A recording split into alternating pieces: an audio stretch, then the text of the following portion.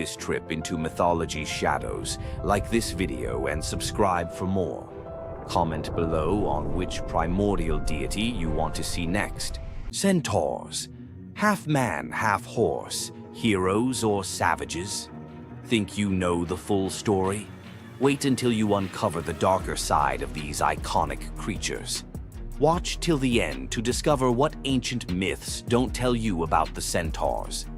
In Greek mythology, centaurs were seen as both wild and noble beings. They were often depicted as powerful warriors, famous for their strength and skill in battle. But what if the truth behind them was far more sinister than anyone imagined? While some centaurs, like Chiron, were revered for their wisdom and kindness, many others were violent, uncontrollable creatures. These savage centaurs were known for their drunken brawls and uncontrollable rage. The most infamous event? The Battle of the Lapiths and Centaurs, where they fought against the Lapiths during a wedding feast, leading to a massacre of both men and women. Their brutal behavior was more than just a mythological tale. It symbolized the chaos that could occur when civilization collided with the wild, untamed forces of nature. But why did the Greeks depict centaurs this way? Was it a cautionary tale about the dangers of unchecked power and savagery, or a deeper reflection on humanity's struggle between reason and instinct? The darker truth behind the centaur myth might just hold the key to understanding the wild, primal side of ancient Greek culture. Centaurs are more than just mythical beasts. They represent the conflict within us all. If you're fascinated by the hidden truths of ancient myths, don't forget to subscribe for more dark stories from Greek mythology. Every Monday you log on. Every quarter you hit your targets. Every year you get a new set of KPIs, and every time the boulder rolls right back down the mountain. You feel trapped in a cycle of meaningless repetition. You call it the 9-to-5 grind. The ancient Greeks called it Sisyphus. Sisyphus was not a hero. He was a master manipulator, the most cunning king in all of Greece. He betrayed Zeus to a river god just to get a freshwater spring for his city. But his masterpiece of arrogance? He cheated death itself. When Thanatos, the personification of death, came for him, Sisyphus tricked him, binding him in chains. For days, the world was thrown into chaos. No one could die. Warriors fought endlessly without consequence. The natural order collapsed. The gods finally intervened, freeing Thanatos and dragging Sisyphus to the underworld. But even here, Sisyphus had one last trick. He convinced Hades to let him return to the surface for just one day to punish his wife for not giving him a proper burial. Of course, he never returned. The gods, finally done with his games, devised a punishment that perfectly matched his crime: eternal, meaningless effort. Sisyphus was condemned to push a massive boulder up a steep hill. He would strain, fight, and claw his way to the summit, only for the weight of the universe to drag the rock back down the moment he reached the top. It's the ultimate metaphor for the modern corporate world. You spend 3 months pushing a quarterly report. You reach the summit. You celebrate. Then the boulder rolls down, and the next quarter begins. The goal is never achieved. The progress is an illusion. You are Sisyphus. But here is the revolutionary twist, the secret that transforms the myth. The philosopher Albert Camus saw Sisyphus not as a victim, but as the absurd hero. Sisyphus's freedom doesn't come from escaping the mountain, but from accepting the struggle. The moment he acknowledges the futility, the moment he finds meaning in the push itself, in the sweat, the effort, the sheer defiance of continuing, he defeats the gods. His walk back down the mountain is not a walk of defeat, but a moment of conscious, deliberate choice. It is the moment he chooses to be happy. So, the next time your KPI rolls back down the hill, remember Sisyphus. The goal is irrelevant. The only true freedom is finding joy in the effort, not the outcome. Loki's punishment was brutal. Bound deep within a cavern, his body lashed to 3 jagged rocks with the entrails of his own son. Above him, A serpent hung poised, venom dripping relentlessly onto his exposed skin. This scene, drawn from the Poetic Edda and the Prose Edda, became a symbol of both divine vengeance and suffering that echoed through Norse legend. But the gods never counted on one presence: Sigyn, Loki's faithful wife. Her hands trembled as she knelt beside him, catching each drop of poison before it could sear his flesh. Her quiet devotion became a fragile shield against the god's wrath. Why did she choose loyalty over escape? The answer reveals a truth about love that endures even when the world itself seems lost to darkness. Yet before the cavern, before the venom and the silence, there was a betrayal that shook the heart of Asgard. Baldur was the light of Asgard, cherished by gods and mortals alike. His laughter filled the halls, a warmth that even the golden apples of Idun could not rival. When ominous dreams began to trouble him, his mother Frigg, desperate to protect her son, secured oaths from every creature and object in existence never to harm him. All, that is, except the mistletoe, too slight, too innocent to warrant suspicion. Loki saw opportunity in what others dismissed. He fashioned a dart from that fragile branch and sought out Hoder, Baldur's blind brother. "Here," Loki murmured, placing the weapon in Hoder's uncertain grasp, "let me guide your hand." The dart struck its mark. In an instant, Baldur's light was snuffed out, his presence gone from the world. The gods stood in stunned silence, their joy shattered. Loki lingered in the shadows, the faintest smile on his lips, before slipping away unseen. The Prose Edda tells us the pyre burned for 9 nights. Baldur's wife, Nanna, overcome with grief, cast herself onto the flames, her spirit entwined with his. The gods heaped treasures upon the funeral bier, Odin's ring Draupnir, Baldur's own ship Hringhorni, to honor him, but no offering could fill the void left behind. The air grew heavy with suspicion. As the smoke twisted skyward, word spread of an old woman whispering to Hoder in the moments before the fatal blow. When Thor forced the truth from a trembling servant, silence fell like a shroud. Loki's name was not spoken, but its weight pressed upon every heart. The gods had tolerated his mischief, his clever lies, even the theft of Sif's hair. But this was different. The Poetic Edda names him plainly: Loki, the guileful who brought it about, from which all misfortune came. Odin convened the gods to pass judgment. No mead flowed, no boasts rang out. The All-Father's single eye burned cold as he named Loki Oathbreaker and Kinslayer. Weapons gleamed in restless hands. Even gentle Friar's fingers tightened around his sword. Loki understood the god's fury. He fled Asgard, his mind racing with schemes. As told in the Prose Edda, he built a lodge in the mountains, doors on every side, always watching for his pursuers. Still, he could not outrun their vengeance. Odin's gaze found him, even in hiding. When the gods arrived, Loki tried to slip away, transforming into a salmon to evade capture in the river's swift current. But Thor's grip proved stronger than fate. Dragged back through the gates he once helped raise, Loki passed faces twisted with anger and betrayal. The gods' judgment was swift. The path ahead led not to mercy, but to a place where pain and silence waited in the damp and the dark.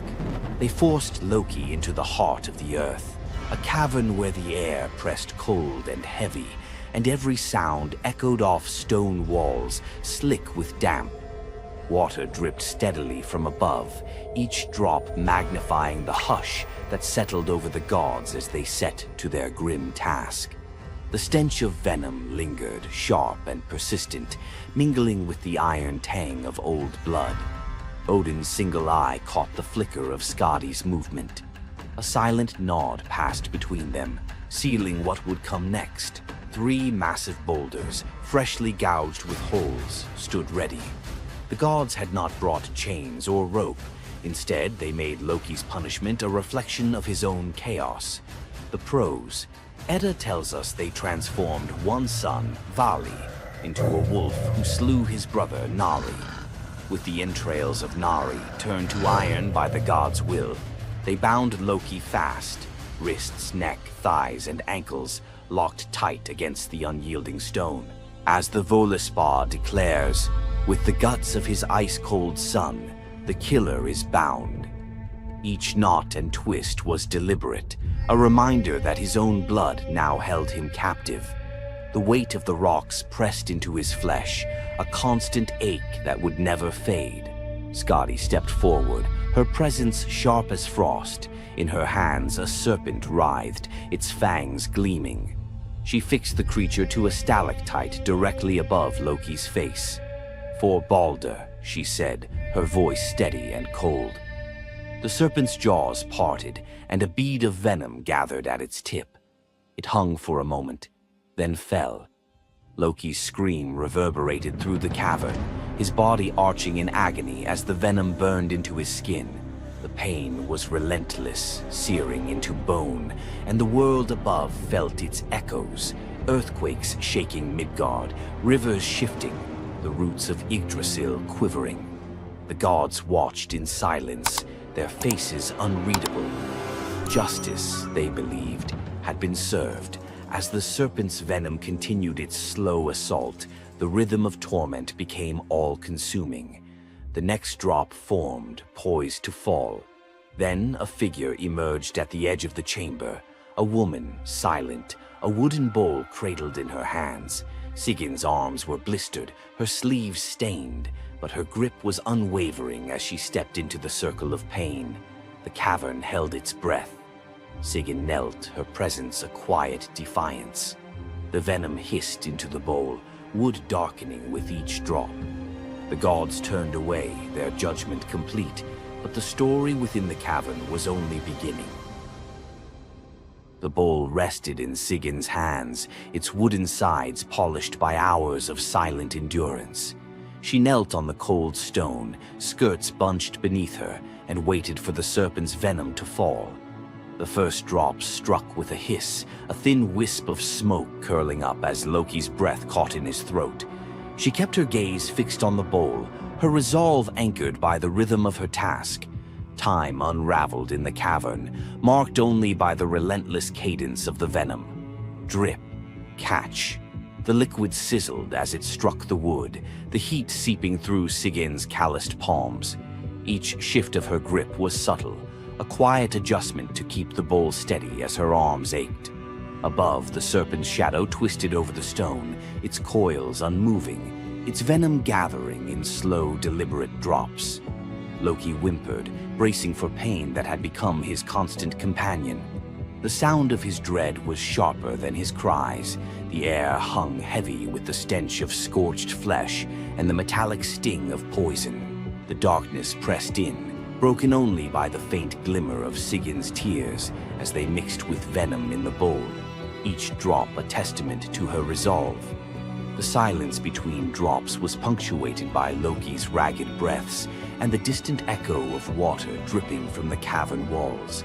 Sigyn's world narrowed to the weight in her arms and the threat above.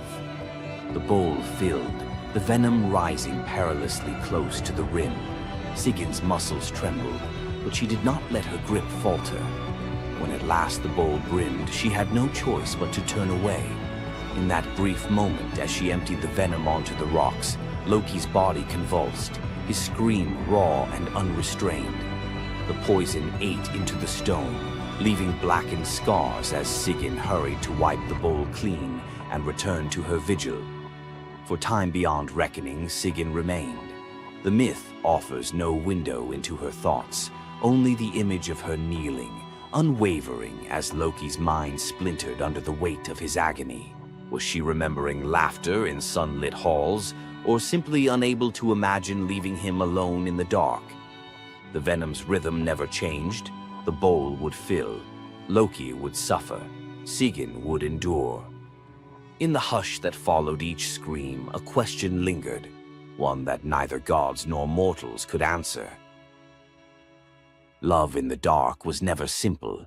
While the gods turned away, Sigyn remained, her presence reshaping the meaning of Loki's punishment. His betrayals had echoed through Asgard, yet her loyalty was a force the gods never expected. The Eddas offer no window into Sigyn's thoughts, recording only her actions. Blistered hands, a steady bowl, venom caught before it could sear flesh. This silence leaves space for us to wonder. Was it love that held her there, or a deeper sense of duty, something older and more enduring than the gods' own laws? Loki, once the master of deception, now depended on the mercy of the one he had so often left in the shadows. When the bowl overflowed and Sigyn turned away, each drip crept like fire through him, twisting his features in agony. His eyes, when they met hers, flickered with both gratitude and resentment. He needed her, but the venom's torment mingled need with bitterness. Still, Sigyn returned every time, catching the next drop before it could fall. The myths do not say what passed between them in those moments, only that she stayed, her resolve unbroken. Scholars often call Sigyn the embodiment of loyalty, the ultimate symbol of spousal devotion. Yet, her sacrifice was more than an act of love. It was a quiet rebellion. By kneeling in the cavern, she defied the gods' vision of justice. Odin had crafted Loki's punishment to be absolute, to break him alone in the dark. Sigyn's refusal to abandon her husband became a shield, her presence a silent protest that denied the gods complete victory. The Eddas never assign her a motive, leaving modern readers to fill the silence with their own questions and interpretations. Was her endurance an act of compassion or a challenge to the order imposed by the gods? Each drip marked the passage of time, each bowlful a measure of suffering and steadfastness. Loki's laughter, once quick and sharp, faded into broken gasps.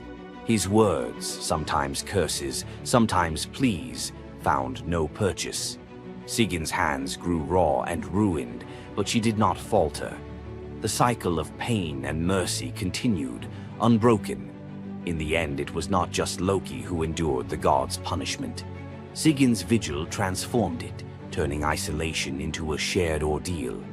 In the darkness, her silent defiance and unwavering love became part of the myth, a testament to the power of presence, even when the world has turned away. Sigyn's vigil stands as one of Norse myth's quiet marvels, a steady presence in the shadows, her strength measured not in battle, but in endurance beside the one the gods condemned. As Loki writhed beneath the venom's relentless burn, Sigyn's hands never wavered. The Eddas remember her not for words or deeds of glory, but for the silent rhythm of her care.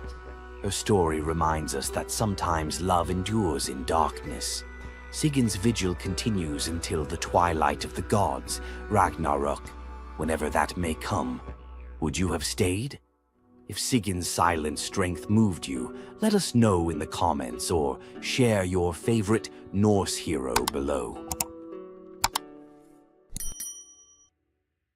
Thor, the thunder god, woke up to find his greatest nightmare had come true.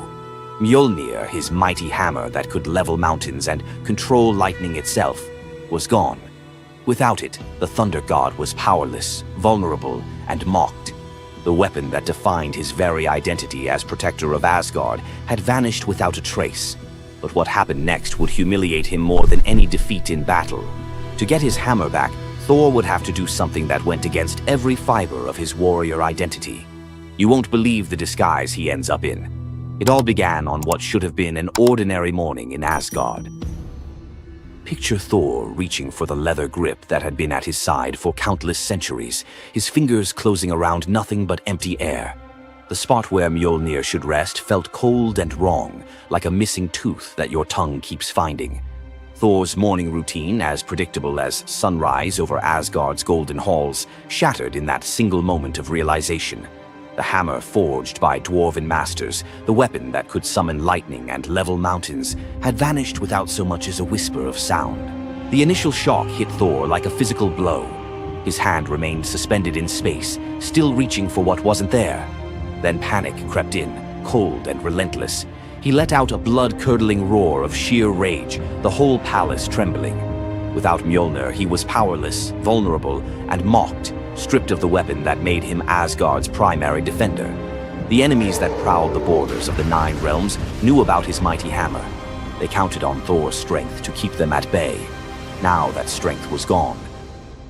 Word spread through Asgard's halls faster than wildfire. The other gods gathered in emergency council, their faces grave as they grasped the full scope of the crisis. Odin's ravens had brought no news. The watchmen at the gates had seen nothing. Mjolnir had simply disappeared, as if it had never existed at all. The assembled gods understood what Thor's loss meant for their realm. Asgard stood vulnerable, its greatest protector reduced to a shadow of his former self. Loki stepped forward through the crowd of worried gods, his familiar, cunning smile playing at the corners of his mouth. He offered to investigate the theft using his shape-shifting abilities, volunteering to venture where other gods could not go undetected. The council accepted his proposal immediately, desperate for any lead in their search. Thor watched his brother prepare for the mission, knowing that Loki's success or failure would determine his own fate. Loki first borrowed Freya's magic feathered coat, allowing him to fly in falcon form to Jotunheim without raising alarms. Each dead end pushed Thor deeper into desperation. He imagined facing his enemies defenseless, their laughter echoing as they realized the thunder god carried no thunder.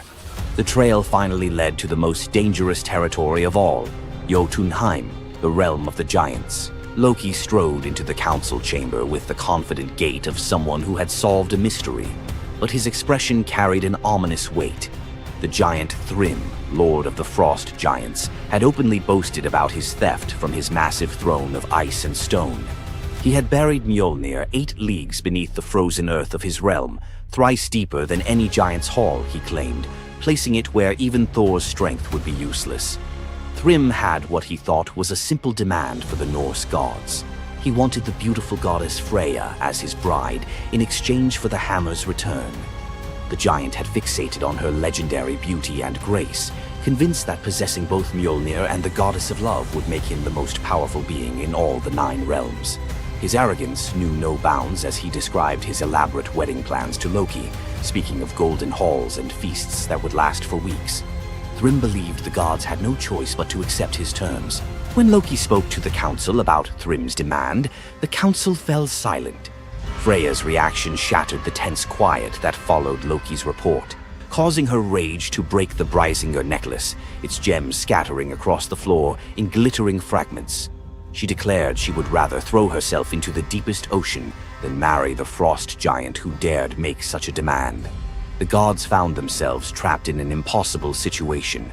They could sacrifice one of their most beloved goddesses to a giant's lust, or they could leave Thor permanently weakened and Asgard vulnerable to every enemy that prowled the borders. The council erupted in frantic debate. Some suggested launching a full assault on Jotunheim, but Thrym's fortress was impregnable and his army vast. Others proposed trickery or negotiation, but every path led to either devastating war or humiliating surrender. Heimdall, the far-seeing guardian who watched over the Rainbow Bridge, had remained silent throughout the heated discussions. When he finally spoke, his words stopped every conversation in the hall. His suggestion was so outrageous, so completely unthinkable, that even Loki's jaw dropped open in shock. The gods stared at Heimdall as if he had lost his mind, but they were out of other options. What he proposed, however, would challenge everything Thor stood for as a warrior. Heimdall's words hung in the air like a challenge to the very foundations of Norse honor. The far-seeing god had suggested that Thor disguise himself as a bride and infiltrate Thrym's wedding feast to recover Mjolnir.